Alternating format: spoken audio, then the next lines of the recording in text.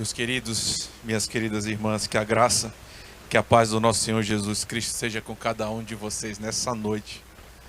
O texto de hoje, irmãos, como não costuma deixar de ser, é desafiador para nós, porque a gente vai ver duas atitudes que Israel toma após um evento que é absolutamente único.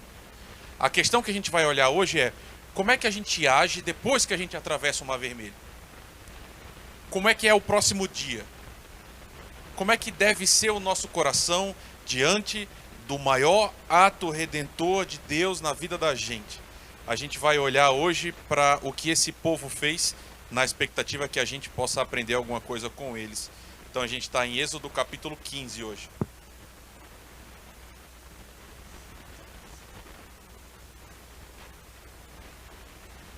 E como a gente faz toda semana, hoje a gente vai caminhar por 2 capítulos também. Se você quiser deixar sua Bíblia aberta para ir acompanhando, você pode fazê-lo, tá bom? Êxodo capítulo 15. O texto diz assim: Então Moisés e os filhos de Israel entoaram esse cântico ao Senhor. Cantarei ao Senhor porque triunfou gloriosamente. Lançou no mar o cavalo e o seu cavaleiro. O Senhor é minha força e o meu cântico. Ele se tornou a minha salvação. Esse é o meu Deus e, portanto, eu o louvarei. Ele é o Deus do meu pai e, por isso, eu o exaltarei. O Senhor é homem de guerra. Senhor é o seu nome. Lançou no mar os carros de Faraó e o seu exército. Os seus capitães afogaram-se no Mar Vermelho. As águas profundas o cobriram. Desceram às profundezas como pedra. A tua mão direita, ó Senhor, é gloriosa em poder. A tua mão direita, ó Senhor, despedaça o inimigo. Na grandeza da tua excelência, derruba os que se levantam contra ti. Envias o teu furor que os consome como palha. Como o sopro das tuas narinas, amontoaram-se as águas. As correntes pararam em montão. As águas profundas se tornaram sólidas no coração do mar. Versículo 11, irmãos. Ó Senhor, quem é como tu entre os deuses? Quem é como tu, glorificado em santidade, terrível em feitos gloriosos e que operas maravilhas. Muito obrigado, Senhor, porque a gente está aqui. Obrigado porque a tua presença no nosso meio é um relembrar constante que a tua graça nos alcança, que o Senhor ainda olha para nós com misericórdia e estende a nós um caminho de salvação, Pai. Obrigado por esse texto, Senhor. E faz com que essas palavras hoje sejam vidas para nós.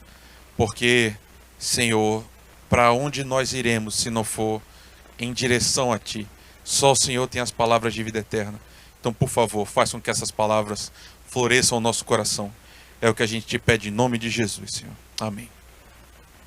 O processo de libertação, irmãos, então, atingiu o seu maior momento até aqui. Israel acabou de experimentar um ato absolutamente glorioso e um ato divino, porque literalmente esse povo viu o mar aberto, permitia sua passagem. E esse mesmo mar que permite essa passagem depois engole os seus inimigos. Então aqui a gente está vendo que o povo saiu do Egito. Eles estão do outro lado do mar. A liberdade que era desacreditada, porque em algum momento, quando as coisas ficaram muito difíceis, esse povo disse: não vai acontecer, Deus não vai libertar a gente. E essa liberdade que foi desacreditada chegou então, finalmente. As algemas que prendiam o povo foram quebradas. Então a gente está no dia posterior. A ameaça acabou. Chegou a hora do próximo estágio. Como é que esse povo reage? Foi esse texto que a gente acabou de ler. E aí, irmãos, o que a gente tem imediatamente depois do relato da travessia? A gente tem uma canção. Que coisa, não, irmãos? Eu particularmente acho isso incrível. Uma música, a gente tem louvor. Porque de tudo que a gente podia esperar, que poderia ser, por exemplo, uma grande reunião administrativa, porque pensa, o povo saiu do Egito, agora está na hora de ordenar o dia a dia. Eles podiam ter se reunido, eles podiam ter traçado uma estratégia militar, ou podia ser um dia de puro descanso, irmãos. Tudo isso não acontece. O dia seguinte à libertação começa com louvor. Então, a semelhança do que a gente viu aqui há alguns capítulos, o enredo ele é suspenso. Moisés vai parar de contar como é que a história caminha e coloca no meio um hino. A contação dos fatos é interrompida para que a gente leia então uma poesia, irmãos, em forma de música. E mais uma vez, isso quer dizer muita coisa. Porque você já sabe, junto comigo, que tudo que está na Bíblia é muito intencional, irmãos. Pensa, tem muita história para contar ainda. Moisés vai contar. Ainda faltam 3 livros para acabar o Pentateuco. E nem acabou Êxodo. Mas ainda assim, o autor acha importante colocar uma poesia no meio dos fatos. Isso quer dizer muita coisa, irmãos. Existe uma música, e isso ensina bastante a gente. E aí, me deixa dar um passo atrás, a gente tem lido a Escritura desde o início, tá? Tanto aqui na quinta-feira, quanto agora especialmente no domingo de manhã. E a gente está tentando entender essa grande mensagem de Deus, essa história da redenção. E a criação, irmãos, é uma das etapas mais importantes. Então, a gente sempre volta para o começo, porque existe uma noção muito fundamental, que é Deus criou a gente com um projeto. A gente funciona a partir de predicados que foram colocados em nós pelo próprio Deus. Então, muito do que nós somos tem a ver com uma opção muito específica de design de Deus, irmãos. Que é uma coisa simples para falar para você. Você funciona do jeito que Deus criou você para funcionar. Não perfeitamente, mas existe em você um projeto. E o que eu quero dizer com isso, mais uma vez, é Deus criou a gente como seres culturais, irmãos. Você é feito de cultura também. Você é feito também de arte. Arte é importante, inclusive, uma pausa aqui. Há um tempo atrás, isso sempre volta. Fizeram perguntas no jornal qual é a profissão mais descartável que pode existir. E uma boa parte das pessoas responderam artistas. E eu lembro que na época eu também respondi isso. Eu falei, caramba, é mesmo, né? Se a gente for abrir mão de alguma coisa, a gente abre mão dos artistas. Até que veio a pandemia. E eu percebi o quanto arte faz falta, irmãos. O que salvou na pandemia, pelo menos a mim, foi olhar os filmes antigos, olhar as séries, porque isso tudo vai mexendo com a gente, vai assim, moldando a nossa imagem de mundo, né? O que eu quero dizer? A arte faz parte da criação, irmãos. Está no tecido da criação. Deus imprimiu na gente arte. Então, arte, às vezes, é o único meio apropriado de expressar algo quando outros tipos de discurso não dão conta mais. O que é que eu quero dizer? Quando a felicidade é muito grande, irmãos, quando a gente experimenta uma alegria que é muito intensa, a gente precisa de mais do que só falar. Parece que só falar não resolve. É preciso um passo a mais, uma expressão que seja ainda mais profunda daquilo que a gente está sentindo. E talvez você ainda esteja pensando, pastor, isso é meu viagem. Eu até aceito você falar isso para mim. Mas pode parecer meio bobo. Mas pare e pensa comigo. De novo, o exemplo é muito besta, mas quando a gente faz aniversário, irmãos, e a gente vai comemorar o nosso aniversário, parece que o centro da comemoração, qual é o momento? Quase sempre é o parabéns, não é? E olha que coisa, não precisa falar quantas vezes, porque você vai entregar quantos anos você tem, talvez você não queira, tá? Mas quantas vezes você já ouviu as pessoas cantando parabéns pra você? E perceba, a gente podia recitar, a gente podia só falar, a gente podia nem ter esse momento. Mas se a gente coloca todo mundo ao redor de um bolo e a gente canta junto, parece que alguma coisa diferente acontece, irmãos. É esquisito, é porque a gente foi feito desse jeito mesmo. E parece que se a gente não canta, falta alguma coisa. Esses dias agora foi meu aniversário, Laís brigou comigo, falou, pô, nem cantou parabéns, é como se não valesse, porque a gente não canta. E quando a gente tem festa, você sabe disso também. De novo, aqui tem uma certa diferença cultural, tá? São Paulo é diferente do Nordeste, irmãos, então talvez não seja exatamente assim pra você. Mas, irmãos, pra mim, uma festa sem música é muito esquisito, irmãos, muito esquisito. Chegar numa festa que as pessoas estão só conversando e a gente escuta o barulho das pessoas comendo e não tem nenhuma música no fundo é muito estranho pra mim. E aí eu lembro também quando finalmente às vezes chega a música, né? Porque às vezes é um primo que tá pra chegar com a caixa de som e quando ele finalmente chega e a música chega, a festa acontece num outro nível de experiência. Parece que finalmente alguma coisa encaixou. Deus criou a gente desse jeito, irmãos. É estranho, mas é assim. Israel acabou de passar por uma experiência de libertação que é absolutamente poderosa. Esse povo estava aterrorizado há pouco tempo atrás. A conclusão pessoal era, a gente vai morrer. Lembra disso na semana passada? Esse povo se volta contra Moisés e fala, você matou a gente. Não tinha túmulos suficientes no Egito, porque você trouxe a gente para o deserto. A gente vai morrer, olha o exército inimigo aí. E aí, imediatamente em seguida, o Senhor permite que eles enxerguem um ato de salvação que é absolutamente inimitável. Nada disso acontece em outro momento na história humana. Esse povo viveu isso. Eles saíram de, meu Deus, a gente vai perder nossas crianças, vão matar nossas mulheres, a gente vai perder tudo que a gente tem, para, meu Deus, a gente está total e completamente livre. Os nossos inimigos foram completamente derrotados. Uma noite de diferença. Então, esse tipo de emoção, essa revolução afetiva, só podia levar o povo para uma direção mesmo, irmãos. A gente vai cantar, a gente vai celebrar. E aqui, mais um parêntese, tá? Eu tô falando parêntese porque não tá aqui. Em algum momento da história, a gente inventou que crente não gosta de festa. E crente é para ser sério e para ser calado. Leia a Bíblia e me diga se isso é verdade. Olha a história do povo de Deus e me diga se a gente não é o povo da festa, de um Deus de festa. Porque agora chegou a hora da festa. E aí o povo precisava de alguma coisa a mais mesmo. E é exatamente por isso. Você já parou para pensar nisso? Olha as imagens de Apocalipse, irmãos. Leia Apocalipse. Se existe uma coisa no céu que há em profusão, é música. Que coisa, não? Sabe quantas músicas tem em Apocalipse? Ou eu fui pesquisar hoje. No livro inteiro, quantas músicas aparecem? De 22 capítulos, a gente tem 15 músicas registradas. E eu tô falando do registro da música, tá? Tem outros momentos que eles ainda falam. E aí o povo cantou. E aí os anjos cantaram. E aí a criação cantava a Deus. Incrível, não, irmãos? Isso fala muita coisa pra gente, irmãos. Por que eu tô dando esse passo pra trás? Deixa eu te falar uma coisa sobre a sua própria vida. E sobre essa igreja, sobre a gente. A quantidade de louvor que aparece na vida da gente, irmãos, necessariamente reflete a nossa saúde espiritual.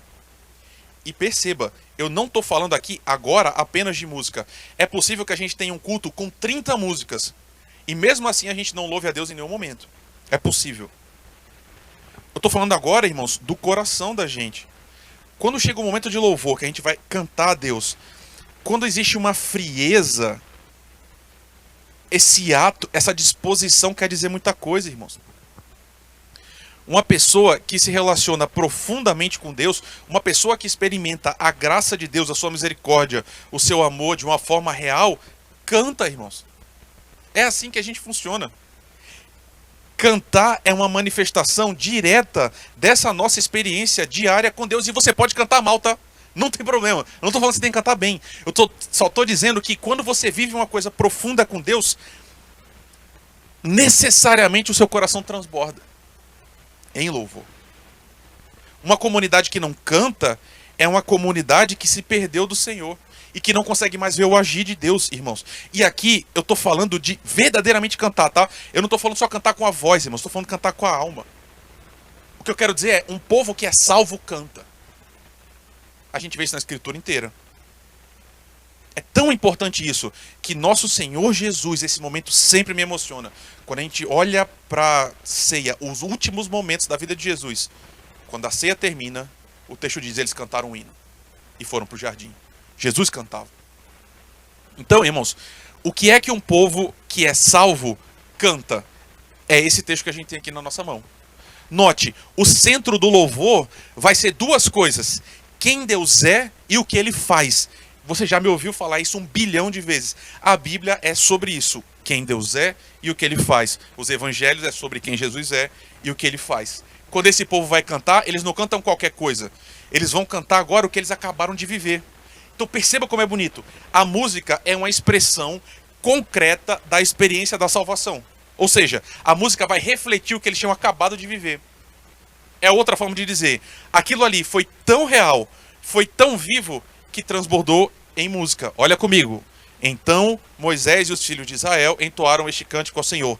Cantarei ao Senhor, porque Ele triunfou gloriosamente. Lançou no mar o cavalo e o seu cavaleiro. O Senhor é a minha força e o meu cântico. Ele se tornou a minha salvação. Esse é o meu Deus. Portanto eu o louvarei. Ele é o Deus do meu Pai e por isso eu o exaltarei. Irmãos, eu acho bonito. Porque esse povo está dizendo o seguinte, eu canto porque Deus triunfou. Deus derrotou nossos inimigos. Deus verdadeiramente é a minha força. E perceba, esse povo não conhecia Deus ainda. Deus está se revelando a esse povo, eles estão conhecendo a Deus. E depois de passar pela salvação, eles começam a cantar, esse é o meu Deus. Ele triunfou, Ele venceu.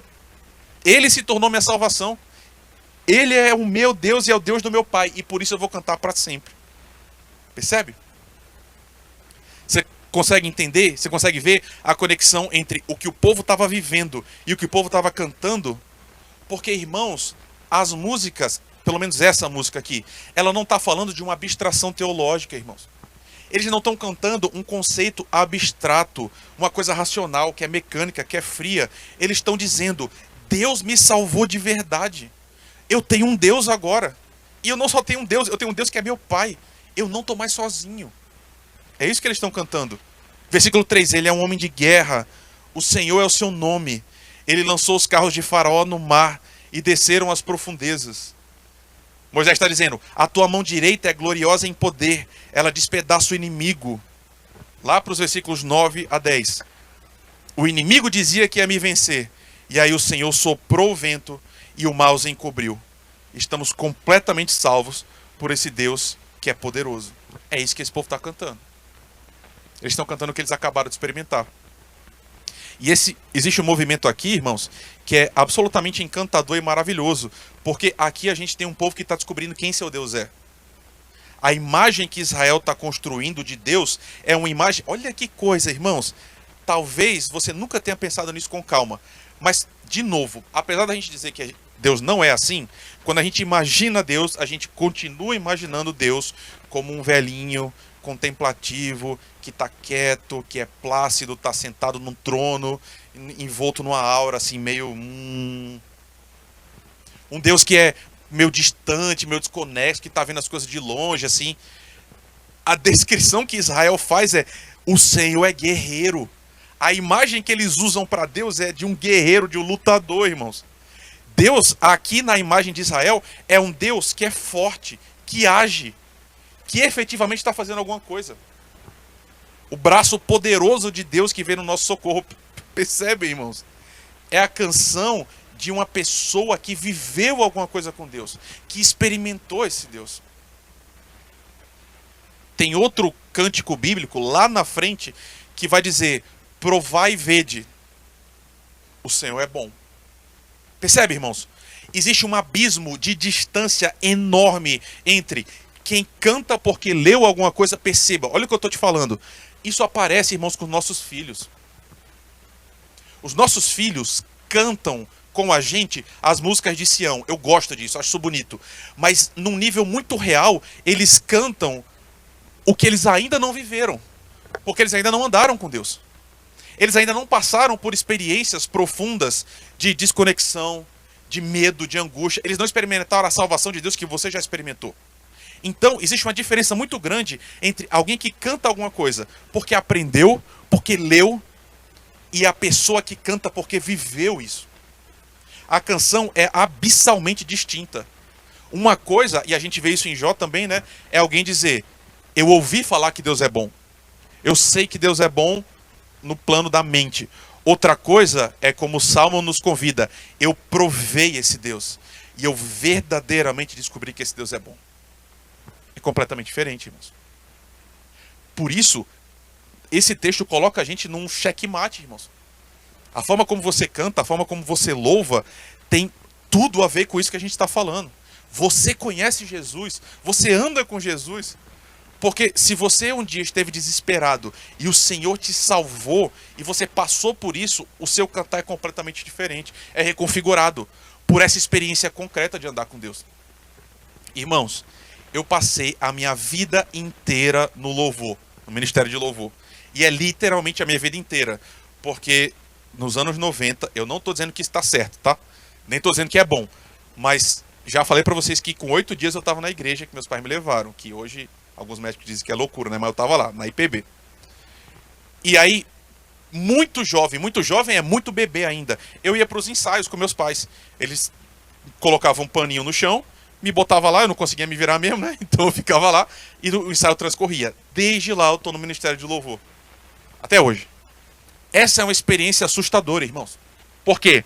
Eu já cantei em inúmeras igrejas que é absolutamente frio, irmãos. Frio, uma frieza horrorosa. Igrejas completamente frias. E aqui eu não estou chamando de frieza comedimento. Porque você pode ser comedido. Em algum nível eu também sou. Eu não estou falando de você sair correndo, gritar e pular, não é isso. Eu já tive em igrejas que eram muito barulhentas, mas ainda assim eram frias. O que eu estou falando é, irmãos, por estar no Ministério de Louvor, eu já vi isso 1 milhão de vezes. Eu estou falando de um louvor que é assistido. De quem está sentado aí, está tediosamente sentado olhando e falando, eu não gosto dessa música. Ah, esse compasso está errado. Ah, eu achei chato isso. Perceba, irmãos, quando a gente está aqui junto cantando, em tese, é o espelho da vida que você tem com o Deus que você vive. É diferente, irmãos. A gente não está aqui para cumprir tabela. A gente está aqui para encontrar Jesus. E encontrar Jesus juntos. Porque Ele te salvou e Ele cuida de você. A gente está aqui é uma resposta. A conclusão inevitável, irmãos, me perdoe a sinceridade, é que só canta friamente, só vive friamente quem não tem experiência com Deus. Uma experiência real, concreta. E aqui, outro parêntese. Existem momentos na nossa vida que a nossa fé está fraca. E que você não vai ter motivo para cantar. E que vai ser difícil cantar. Eu não estou falando disso. Eu estou dizendo um padrão de vida de anos vindo para cá, olhando para a gente, como se você, a gente do Ministério do Louvor, como se você estivesse olhando uma cerimônia, uma leitura de ata do seu condomínio. Isso quer dizer alguma coisa. Isso reflete o nosso coração. Porque esse Deus está sempre pronto a nos dar experiências. Ele prometeu para a gente o tempo todo, se vocês me buscarem, vocês vão me encontrar. E vivendo com esse Deus, o seu coração é inflamado por esse Deus. Minha pergunta é, e você não fala para mim, tá? É você com o seu Deus. Como é que está seu louvor? A pergunta, irmãos, é, Deus está fazendo alguma coisa para você? Você está experimentando na sua carne, na sua vida, esse Deus que age? Porque se a resposta for sim, então o culto para você não é uma obrigação formal. Você não está aqui para cumprir tabela, porque senão Deus vai ficar irritado com você. Como a gente é bobo, irmãos. Que cristianismo pobre é achar que eu tenho que vir na igreja, porque senão Deus vai ficar frustrado comigo. Irmãos, vir aqui é um privilégio que a gente tem de estar na presença de Jesus Cristo, que é a coisa mais maravilhosa que existe no mundo inteiro. E a gente encontra Ele aqui, e a gente canta junto, porque Ele é grande demais, Ele é maravilhoso demais. Essa experiência que eu estou falando para vocês, ela é tão intensa que Moisés vai para outro nível de afetação. E a afetação aqui é afeição. As afeições desse homem são tão movidas que eles começam a cantar outra coisa. Eles estavam cantando o que Deus fez. O Senhor fez isso, o Senhor fez aquilo. Olha o versículo 11. Ó Senhor, quem é como tu entre os deuses? O que Moisés está fazendo, ele está gritando o que o Êxodo já tinha dito. Ele está falando, Deus, você é único. Não tem nenhum entre os deuses que seja como o Senhor. Quem é que pode ser igual a esse Deus entre esses deuses do Egito que a gente viu, ou os deuses da terra? Quem que foi que tem feito coisas gloriosas? Essa é a conclusão, irmãos, perceba. O Egito dizia, tem o Deus disso, o Deus daquilo, o Deus disso. A conclusão de Moisés é, quem é que pode ser comparável a esse Deus? Quem pode ser igual? Quem tem esses feitos gloriosos? Qual outro Deus guiou seu povo com tanta bondade e os protegeu? E aí ele indo para o final, ele vai dizer, os povos da terra, aqui versículos 14 a 16, os povos da terra vão ouvir e eles vão temer. E aí ele chega na conclusão e o refrão final, versículo 18, o Senhor reinará para todo sempre. Essa é a conclusão, irmãos, de quem viu a vitória. Vou repetir, se você nunca passou por isso com Jesus, você não consegue cantar isso aqui com seu coração realmente inflamado. É só quando o Senhor e você, junto com Ele, passam por um momento de uma provação profunda e você sai do outro lado que você pode dizer, nada pode destruir e derrotar esse Deus. Jesus Cristo vai reinar eternamente. Só quem passou por isso canta desse jeito. Ver a mão poderosa do Senhor em ação leva a esse tipo de certeza no coração. Nada pode vencer meu Deus. E aí, tem outra manifestação que é recebida, de novo, está na Bíblia, eu não estou inventando. Olha aí comigo. Eu nem ia ler, mas vamos ler. Versículos 20 e 21. A profetisa Miriam, irmã de Arão, que também é irmã de Moisés, pegou um tamborim e todas as mulheres saíram atrás dela com tamborins e com danças. E Miriam lhes respondia: cantem ao Senhor, porque triunfou gloriosamente. Lançou no mar o cavalo e o seu cavaleiro. A gente tem aqui um cântico que é chamado de antifônico, irmãos, que a gente tem até aqui na igreja às vezes. Um grupo canta uma coisa, o outro responde. É isso que está acontecendo. Os homens estão cantando esse hino que a gente viu agora, e as mulheres estão respondendo: cantem ao Senhor, porque triunfou gloriosamente, lançou no mar o cavalo e o seu cavaleiro. Dançando, tocando junto as mulheres, tamborim, né? Que coisa. Esse é nosso Deus, irmãos. E é assim que o povo salvo celebra esse Deus. Já falei. Não é a Bíblia, agora sou eu que estou falando, tá?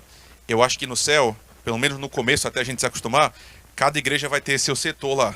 Eu não sei se eu vou ficar entre os presbiterianos, irmãos, porque esse negócio da gente ficar todo mundo só sentado com o hinário na mão, eu vou pro outro grupo que está dançando com os tamborins, tá?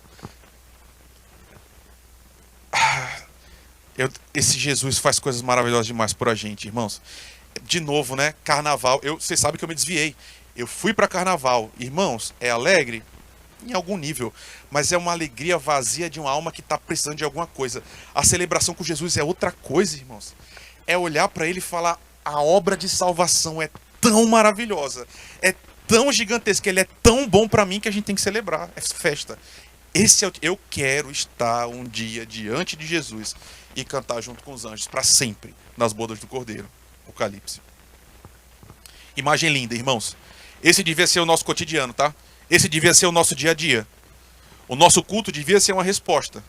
A gente vive a semana toda com o Senhor, a gente está com Ele, a gente percebe a sua mão, a gente experimenta Ele, e aí a gente vem responder. É isso, deveria ser assim. Essa é uma cena maravilhosa do povo que está respondendo e está cantando o amor desse Deus que é também maravilhoso. E a gente está sendo constantemente salvo por esse Deus, irmãos. Estou falando da gente. O mar não está se abrindo literalmente, mas Deus está agindo, na sua vida está agindo na minha também. Repito, você tem inúmeros motivos para agradecer esse Deus. Para perceber a agência desse Deus na sua vida e louvá-lo para sempre. A gente tem a graça, irmãos, diariamente renovada sobre nós. E a gente tem motivos mais do que suficientes para louvar. Jesus já salvou a gente. Você hoje está em paz com Deus pelo que Jesus fez. Isso é motivo para você cantar a eternidade inteira. E esse Jesus continua salvando a gente. Continua dando um lugar para a gente à mesa. Não tem nada que pode ser maior que isso. Esse é o cenário da igreja que canta porque vive as glórias de um Deus que é infinitamente bom e que é infinitamente perfeito. E agora são 8h37. Se a gente terminasse aqui, você ia dizer: meu Deus, o pastor Rafael pregou uma coisa e não teve nenhum lado ruim. Mas ainda faltam 23 minutos e a gente vai para o próximo capítulo. Quer dizer, a gente vai continuar nesse capítulo porque a história não vai acabar aqui. Ela não acaba aqui porque a Bíblia, irmãos, ela é especialista em não dar para a gente só um corte. Ela mostra para a gente todo o cenário. O começo dessa história é lindo, irmãos. A continuação pode ser qualquer coisa, menos linda também. Ela é bem feia. E a outra parte mostra outra parte de quem a gente é, irmãos, até hoje. Se às vezes a gente acerta no louvor, a gente erra na murmuração. Porque, note, esse mesmo povo que compôs um dos cânticos mais lindos e que é uma das poesias mais antigas do mundo, é o mesmo povo que vai usar os mesmos lábios no sentido inverso, irmãos. Como esse texto é poderoso para falar da gente, queridos. Porque olha o versículo 23. Moisés fez o povo sair do Mar Vermelho, e eles foram para o deserto de Sur. Caminharam 3 dias no deserto, e não acharam água. 3 dias depois, irmãos, esse canto lindo que a gente viu, essa festa toda celebrando a Deus, aconteceu há 3 dias. 3 dias depois, eles encontram um obstáculo que é real. Eles não acharam água. E aqui, irmãos, é óbvio, eu espero que você tenha percebido. É óbvio que eles não estão há 3 dias sem água. Eles têm estoques. A questão é, o estoque está acabando e eles não estão encontrando fontes para renovar esse estoque. Então a água está acabando. E aqui precisa ficar uma coisa cristalina, irmãos. Esse é um problema real, absolutamente real, assustadoramente real. Porque a água é um gênero de primeiríssima necessidade, eu não preciso explicar isso para você. E aqui a gente tem um povo que está caminhando com mulheres e crianças. E eu falo isso porque você sabe, constitucionalmente, no próprio corpo, tendencialmente, homens conseguem suportar um pouco mais.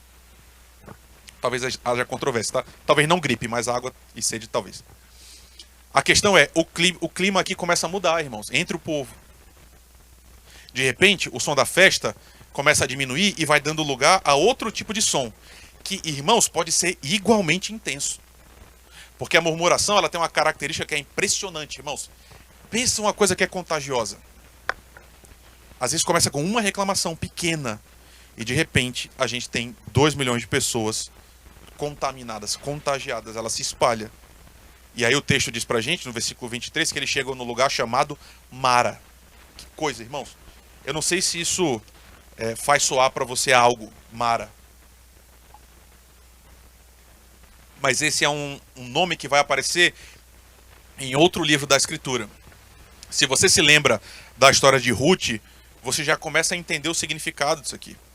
Porque Ruth, depois de passar por um luto que é profundo, perdão, quando Noemi passa por um luto profundo, ela muda o seu próprio nome. Que é uma forma de dizer, eu estou mudando minha própria essência, eu deixei de ser quem eu era, eu sou outra coisa agora. E ela escolhe o nome Mara. E ela diz, o Senhor tornou minha vida amarga. E aí esse termo, amargor, tem a ver com Mara. Perceba, quando o povo chega, tem água, irmãos.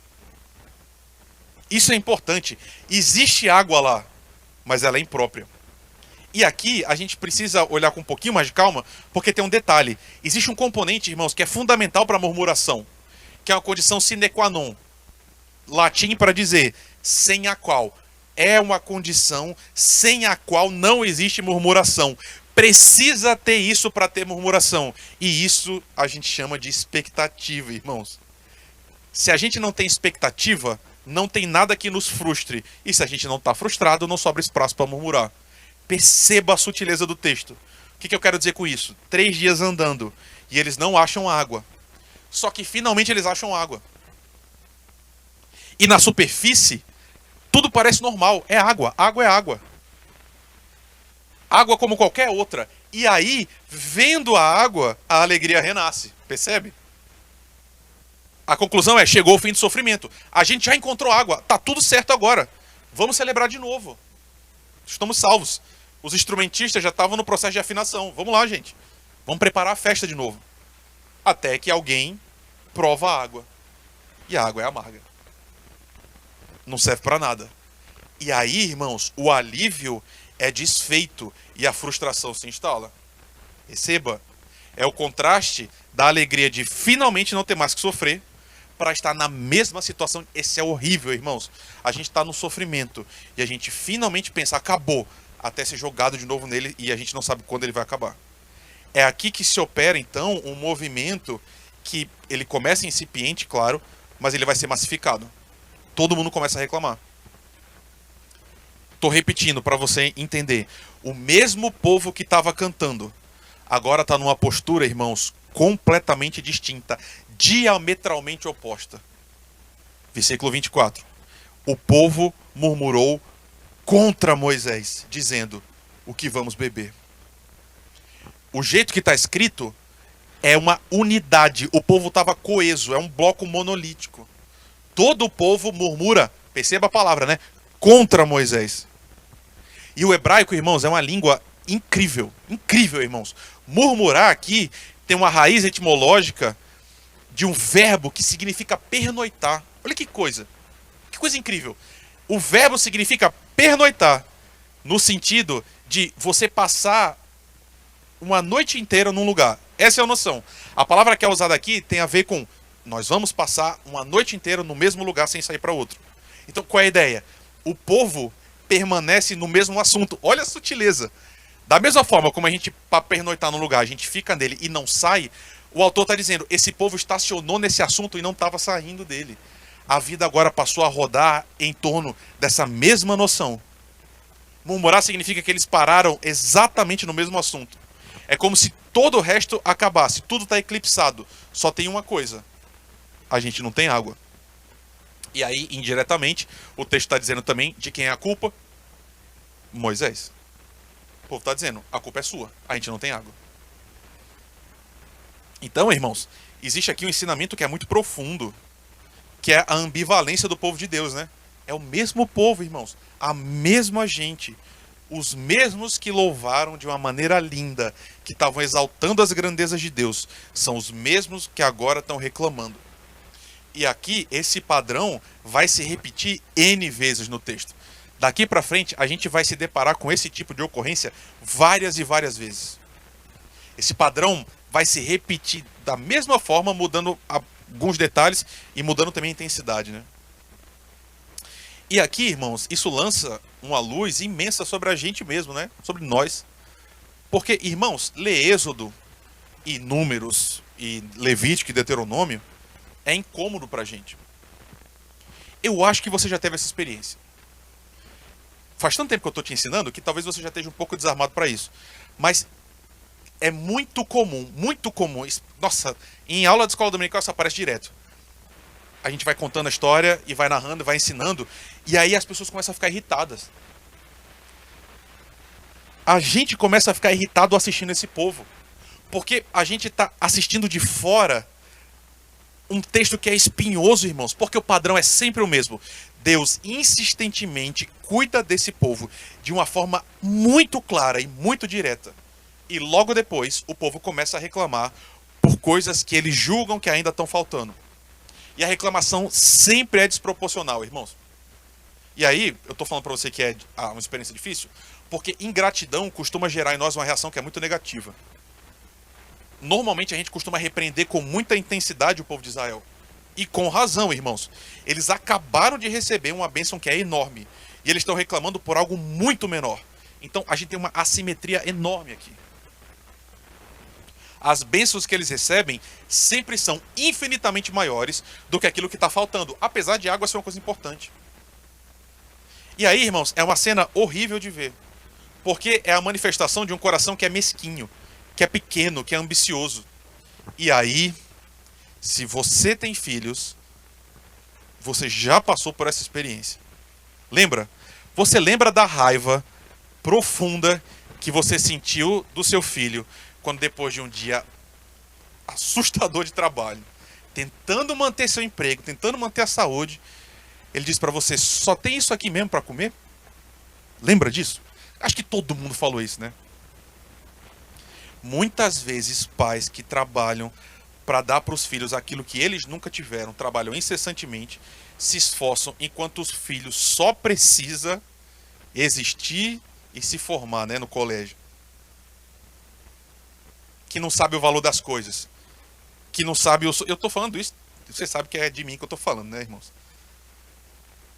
E aí, de repente, a gente olha pra cara daquele cidadão que fala assim, ah, mãe, é só isso mesmo? De novo, né? A gente já começou ontem, já começou antes de ontem. É por isso que a gente fica irritado com Israel, irmãos. Porque a gente olha e fala, como é que pode? Como é que pode? Olha o tamanho desse Deus. Como é que esse povo não confia? Como é que eles estão aqui de novo? É a mesma coisa com os discípulos, né? A gente olha e fala, como é que esses discípulos não entendem? E aí você já sabe, né? Qual é o problema? O problema é que esse texto, que agora está aí nessa página branca, com essa tinta, ele é um espelho perfeito da gente, irmãos. Quando a gente olha para a gente mesmo, e se você olhar para você mesmo com cuidado, você vai perceber o quão mais doloroso esse texto é do que parece. Porque, irmãos, a gente costuma se blindar fingindo de uma maneira boba que a gente é diferente, né? A gente pensa que a gente é diferente, que eles sim, nós não. Eu não sei se você teve essa experiência, eu lembro, eu mais novo, né, cristão, falar, caramba, se eu tivesse lá eu ia ser totalmente diferente. Se eu tivesse andando no deserto eu não ia reclamar de nada, eu ia ficar o tempo todo só louvando a Deus. Que é o mesmo padrão, pô, que a gente vê em Pedro. Lembra em Pedro? Pedro olha e fala assim, Jesus. E aí, irmãos, quando a gente tá cantando é quando a gente fala essas besteiras, tá? Porque quando a gente tá cantando tá tudo bem. A gente tá com o coração pegando fogo. É lá que a gente fala assim, Jesus, todos esses outros aqui podem negar. Quem não vai negar? Eu. Todo mundo vai negar. Eu nunca vou negar o Senhor. E aí o que acontece é que pouco tempo depois, Pedro nega, e nega mais do que todos os outros. Ai, como a Bíblia dói, né? Porque ele vai além do que os outros. Ele disse que ele ia ser o último. Ele foi o primeiro. E a gente, às vezes, faz exatamente a mesma coisa, irmãos. A gente olha e fica... E talvez você repreenda Pedro, né? Que coisa. A gente não aprende lendo, né? Irmãos, eu e você hoje, a gente sentado aqui, muito provavelmente, a gente é exatamente igual a esse povo. Porque perceba, as situações específicas são diferentes. Claro, a gente não está no deserto, claro. Às vezes parece, né? E está parecendo cada vez mais, mas a gente não está. Mas é muito possível que hoje você tenha entrado aqui pensando naquilo que está faltando para você. Vindo, dirigindo para cá, você está pensando sobre isso. Pensando naquilo que você não recebeu ainda. Você não entrou aqui, talvez, pensando naquilo que Deus já te deu. Você está pensando, provavelmente, ou possivelmente, naquilo que você julga que ainda está faltando. E talvez faça meses que você está concentrado nisso. Pensando nisso. Naquela parte pequena que ainda não chegou. E que toma a sua vida toda. Isso é que é assustador na gente, irmãos. Falta um pouco. E aí, de repente, parece que a vida toda está um buraco, porque falta aquilo que a gente colocou na cabeça, que é o que está faltando para a gente ser realmente feliz. Eu lembro muito bem de uma ilustração que um professor nosso usou e que eu achei perfeita, me atingiu, e naquela época eu nem tinha comprado uma casa ainda. Mas, como meu pai era militar, a gente mudava de casa, foi uma experiência que eu consegui entender. Irmãos, às vezes você sonha por anos com uma conquista. Anos. Uma casa, eu quero ter minha própria casa. Como exemplo, tá? E aí, você sofre meses porque você precisa consolidar a entrada. E você vai juntando aquele dinheiro. Depois, você enfrenta toda a dificuldade do financiamento, de aprovação do banco, a liberação do crédito, toda essa questão. E aí depois, todo um processo enfadonho, finalmente, vai para o cartório, e aí você recebe a chave. Irmãos, nos primeiros meses, maravilhoso, é uma alegria imensa. E aí, 2 meses depois, 3 meses depois, você vê o primeiro vazamento, vê o primeiro detalhe, e aí depois você começa a ver uma rachadura. E aí depois tem um barulho que o vizinho faz. E a casa começa a ter menos brilho. E em alguns anos depois, é só reclamação. Essa casa é uma desgraça. Não sei como é que eu vivo aqui. A gente esquece como era antes, irmãos. A gente só consegue ver os defeitos. Irmãos, isso acontece tanto. Eu vou entrar num assunto que eu fiquei pensando se eu ia falar ou não, mas não se mexa muito, tá? Mas você lembra como era o começo do namoro? Do seu namoro? Você lembra do frio da barriga? Da vontade que você tinha de estar junto? Acho que eu já contei isso pra vocês, né? Eu peguei a época do 831 anos, que era a promoção que no final de semana era de graça a ligação, né? Aí eu tinha lá uma namoradinha. Irmãos, eu ligava sábado, meia-noite. Às vezes eu amanhecia 6 horas da manhã. O que que eu ficava? Eu não sei o que que eu falava 6 horas com uma pessoa. O que eu quero dizer é, você lembra desse momento? Lembra como tudo valia a pena pra estar junto dessa pessoa? Lembra como é que foi difícil chegar até o casamento? Da expectativa de tudo dar certo. Não é profecia, tá, Bianca? Vai orando aí. Mas você lembra dessa expectativa da festa, da antecipação? E aí, aquela pessoa com a qual você sonhou tantas vezes se torna depois uma fonte de tanta reclamação, de tanta murmuração. E aí, às vezes, depois de alguns anos, é só reclamação. Você só consegue ver defeitos, só consegue ver os hábitos irritantes. A pessoa só faz coisa errada, só diz coisa errada. Irmãos, isso acontece.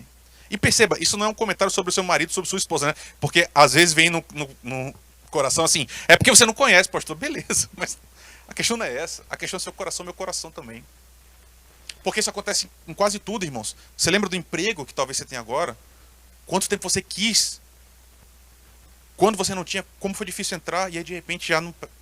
E a gente começa a murmurar. Tá, o Enio tá aqui. A aposentadoria é a mesma coisa. Tem tanta gente que queria tanto me aposentar e finalmente se aposenta e 6 meses depois tá, a aposentadoria é uma desgraça, recebe muito pouco. Irmãos, o desesperador nesse texto é que nós somos seres inerentemente insatisfeitos, irmãos.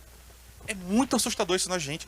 Perceba, eu falo sobre isso também algumas vezes porque eu começo a perceber o quanto isso é verdade. É mais do que a gente percebe. Irmãos, qual é o valor que chega, que tá bom? Qual é o valor? Porque talvez na sua cabeça você pense, 1 milhão tá bom, eu não preciso de mais. Só que a gente vê pessoas que falavam isso, aí quando chega no 1 milhão, aí agora precisa de 2. Aí depois de 2 você precisa de 4. E depois você precisa de 100, e precisa de 1 bilhão. Tá aí, Elon Musk está caminhando para se tornar o primeiro trilionário da... Quando é que chega? Quando é que a gente está satisfeito? Quando é que a gente passa a ser só louvor? É isso que eu estou tentando te falar. Você lembra quando você se tornou membro da igreja? Por exemplo, eu e o Alfredo, a gente está tendo muito essa experiência, porque a gente tem conversado com pessoas que estão querendo se tornar membros. Elas fazem a classe, depois vêm conversar com a gente. Irmãos, você precisa conversar com elas. Porque às vezes elas descrevendo parece que é outra igreja. Porque como a gente só vive com problema, né? O tempo todo, a gente olha e elas falam assim, caramba, eu nunca encontrei uma igreja assim, eu me sinto tão amado aqui, eu me sinto tão querido. Eu falava, caramba, deixa eu ser da sua igreja também. Elas falam com carinho. E aí depois, 10 anos depois, 15 anos depois, ninguém mais presta. O pastor não presta, o conselho não presta, o louvor não presta. E a gente vai murmurando. Ah, você viu lá fulana de tal, aquele vestido horrível dela, aquele cara lá que não penteia o cabelo direito. E a gente vai amargando a vida, irmãos, tornando a vida insuportável. Essa é a questão, essa é a nossa história. Está aqui Israel com uma coisa, acabou de ver a salvação de Deus, reclamando em sequência. O que é inacreditável é que Deus resolve essa história, irmãos. Deus cuida desse povo, Deus perdoa esse povo e Deus cuida desse povo de novo. Você já me ouviu falar isso. Muitas vezes eu teria fulminado esse povo na primeira reclamação, irmãos. Eu teria dito, é o quê? Eu acabei de fazer isso para vocês, vocês estão reclamando, então morre todo mundo, vamos começar com outro povo. Essa é a inclinação do meu coração. Mas Deus não faz isso. E não fazendo isso, Deus não fulmina a mim, não fulmina você também. O que Deus faz é mostrar para Moisés o que fazer. Deus diz, Moisés, pega um determinado galho de árvore, né? Coloca na água. E aí a questão aqui é o poder miraculoso de Deus. Deus, a despeito da murmuração do povo, purifica a água do povo. As águas se tornam doces. E mais uma vez Deus faz uma aliança com o povo. Vamos olhar? E aí é o finalzão do texto. 26. Deus disse, se vocês ouvirem com atenção a voz do Senhor, seu Deus, fizerem o que é reto diante dos seus olhos, derem ouvidos aos seus mandamentos, guardarem todos os seus estatutos, nenhuma enfermidade virá sobre vocês, das que enviei sobre os egípcios, pois eu sou o Senhor, aquele que cura vocês. Eu sou o Senhor, aquele que cura vocês. Em hebraico, é o Rafá. De onde vem? Rafael. Deus cura, eu cuido vocês. Deus está dizendo, eu curo vocês. Um povo que reclama, irmãos. Um povo que murmura. E aí olha o último versículo. Então chegaram a Elim, onde havia 12 fontes de água e 70 palmeiras, e acamparam junto às águas.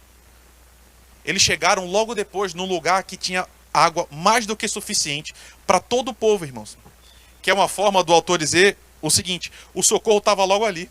Deus já ia cuidar deles, estava tudo certo. Eles não precisavam ter reclamado, eles precisavam só ter confiado em Deus. Porque eles servem a um Deus que não vai abrir o mar para salvá-los, para deixá-los morrer de sede um dia depois. Que é o mesmo Deus que faz isso com você. Que salva você e não vai deixar você perecer. E aí você tem medo. Porque você não sabe se esse Deus vai ser assim. E você começa a reclamar. Era só esperar. E o povo escolheu murmurar. A questão hoje é muito simples, irmãos. Como é que anda a sua vida com Jesus, meu querido, minha querida? Como é que você anda com o seu Senhor? Você tem andado com Ele e você tem recebido as bênçãos de Jesus? De novo, gente, é sempre a mesma pergunta.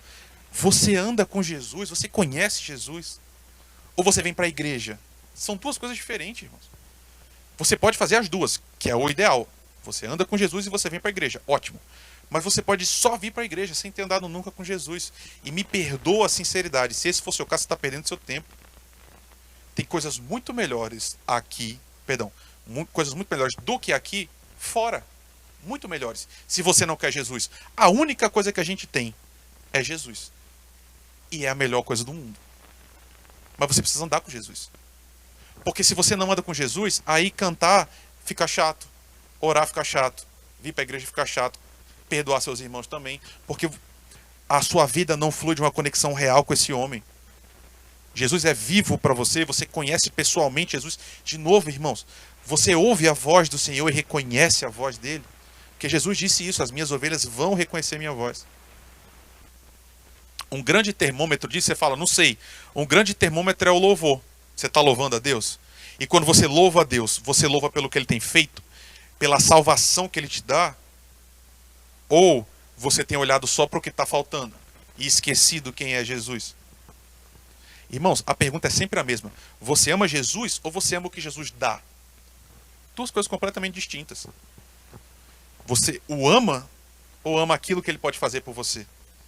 Se faltar todas as coisas, você vai continuar louvando? Que é a experiência lindíssima, a despeito de ser horrorosa, de Abacuque. Deus falou, eu não vou te dar nada do que você quer.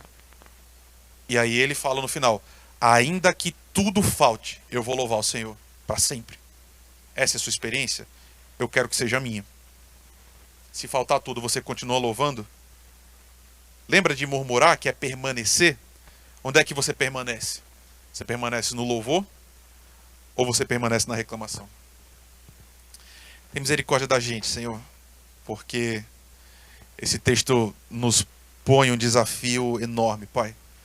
Nos livra de uma espiritualidade que seja fria.